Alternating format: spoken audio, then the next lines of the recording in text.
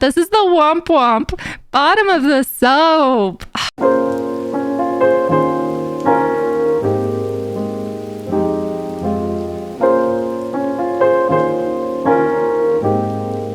Hello, beautiful souls, and welcome to a soap making video.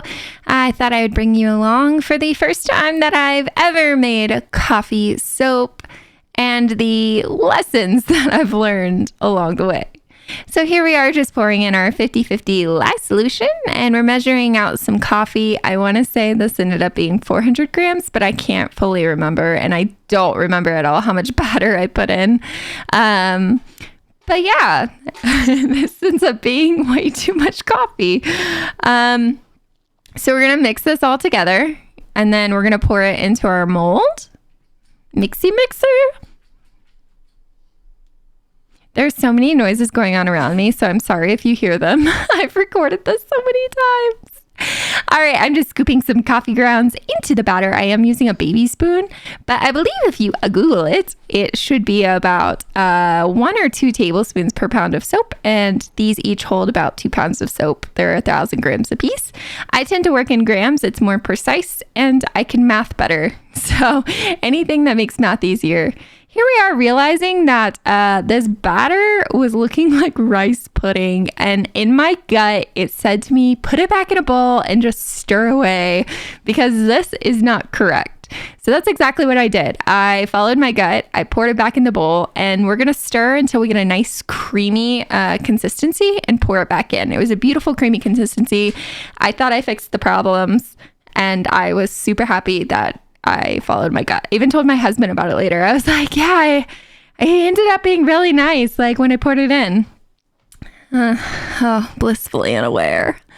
All right, and here we are pouring. This is a great example as to why you should use a spatula to kind of break the fall of the batter. The batter that I was pouring in was a little heavy and did move my design underneath. So then I remembered I forgot my spatula. So we're just going to texture the top. This is my favorite part, is just texturing. And I feel like in videos, people don't tell you if they waited to texture or not. I'm going to tell you guys I waited about 20-30 minutes for this to become this consistency. And I probably would have liked it to be even a little bit thicker than this. But I was tired of waiting because I make soap late at night. I usually start after 9 p.m. So I was tired, and I was tired of waiting because at this point, I think it was 10:30, and I was like, I want to go to bed now. So I just went ahead and textured it, and it ends up being beautiful. Like, I love the top. It's so pretty. End up adding some coffee grounds on top because, coffee soap. So I was like, yeah, this is beautiful. I like this. Simple design, gorge.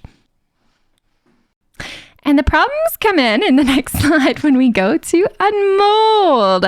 Now, I don't have the full video of me unmolding, but this is the womp womp bottom of the soap. So disappointing. I don't know why when I decided to make this soap for the first time to do 2 loaves, I wasn't thinking. But yeah, I was so upset. I'm still so upset about it, but I'm at least happy I was able to save the top of the soap. So I cut the bottom off, and then I end up slicing into loaves. And my family and I are just going to use this. This isn't for sale or anything like that, just because clearly there were some issues. And I personally like to take pride in my work, and this isn't something I was necessarily like super proud of. So, but it is still really pretty when you turn it over. I do have an ASMR ooey gooey video on TikTok if you want to hear me break the mold in half. It's pretty gross. I'm just gonna warn you. But yeah, we're just going to cut the soap and then leave it to cure. There are a few spots in this soap where the coffee grounds kind of clump together, so I will stir that in better next time. Also, I will measure the amount of coffee I am adding into my batter. Lots of lessons learned here. I hope you guys enjoyed it. Like, subscribe, comment down below. I hope you guys have a wonderful, glorious day, and God bless.